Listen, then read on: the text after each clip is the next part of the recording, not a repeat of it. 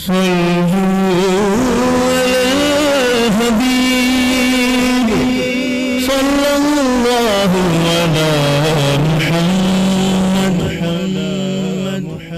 اسلامی کے اشاعتی ادارے مکتبۃ المدینہ کی مطبوعہ 26 صفحات پر مشتمل شیخ طریقت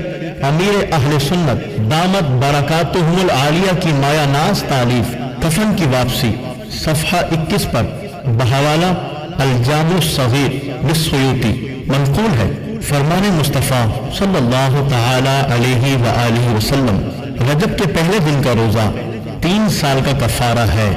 اور دوسرے دن کا روزہ 2 سال کا، اور تیسرے دن کا 1 سال کا کفارہ ہے، پھر ہر دن کا روزہ 1 ماہ کا کفارہ ہے۔